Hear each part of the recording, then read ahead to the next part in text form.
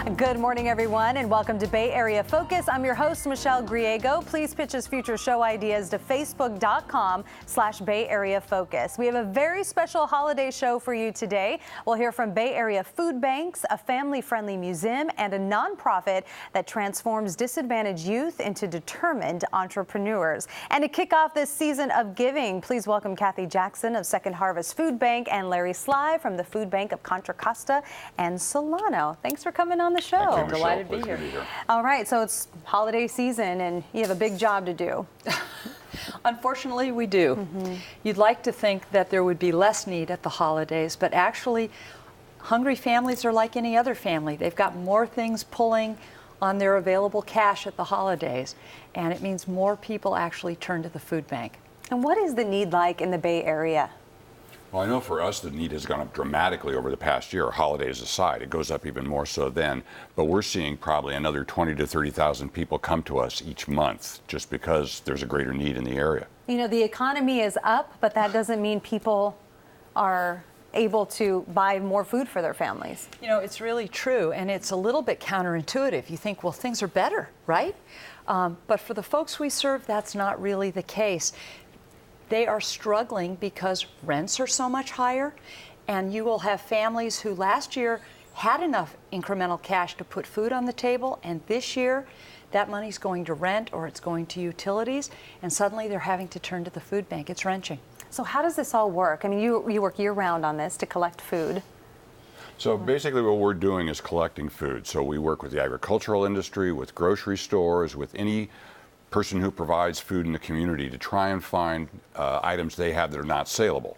And we're then able to take those and work through a network of agencies, nonprofit organizations, St. Vincent de Paul, Salvation Armies, and get that food out to people in need. So we're basically sort of the conduit to take food donations, move those through our warehouses, get them out to a network of agencies that help the community feed the people who need help. Going through that network of agencies, it seems that you would reach a lot of people. Boy, we sure do. You think about Silicon Valley, which is where we're based. You wouldn't think that there would be a lot of hunger there, but the truth is we actually provide food every month to almost 250,000 people. So think about it. You could fill Levi's Stadium almost 4 times over. Wow. With the number of people we serve every month. That's hard to believe. It is hard to believe. You know, one thing when we think about donating food, we think about non-perishables, but you accept produce and other food? Well, we actively, solicit donations of produce. Actually, last year we crossed the border where half the food that we distributed was fresh fruits and vegetables. So while we started off with the non-perishable stuff, we've shifted our operating systems dramatically, and now it's much more fresh fruits and vegetables we're getting, which is a good thing. You know, right. People need those things. Exactly. Right. Yeah, we have a huge commitment, actually, overall to nutrition. It's really important. Last year, we distributed almost 30 million pounds of fresh fruits and vegetables, and we actually just learned that that's more than any other food bank in the country. And we're looking at some of the pictures right here of, explain some of the families coming by to pick up the food. Yeah.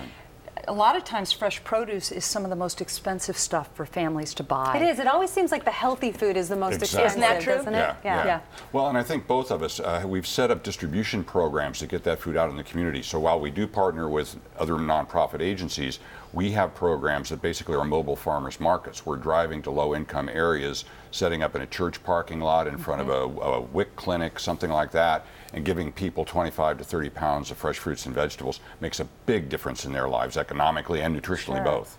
And right now, you know, it is the holiday season, so you're very busy at this point, but you work all year round. We do, and actually, that's why the fundraising and, if you will, the food raising that we're doing right now is so important. I can't speak for Larry, but I know we try to raise literally half of the funds for the entire year within about the next month.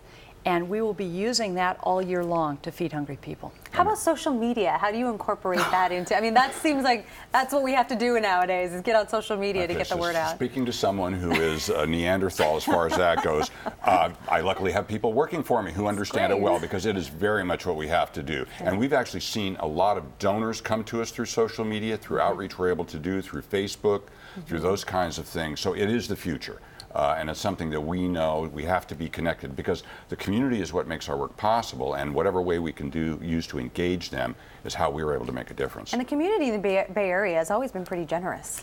You know, that is the great thing. That is true. The need is great, and I think we both see that. Right. But so is the response of the community. And I mean that in terms of food donations, dollars, but also time. People volunteer, and we literally could not do what we do. I think all of us employ more full-time equivalents as volunteers than we actually do as paid employees. Okay, quickly, before we go, anybody sitting at home, what can they do to help? What they can do is go to bayareafoodbank.org, and it will be a directional piece that will connect them to their local food bank, be it in San Jose, be it in Concord, be it in San Francisco, and engage there to talk to us about what they can do. They can volunteer, they can make donations, they can give.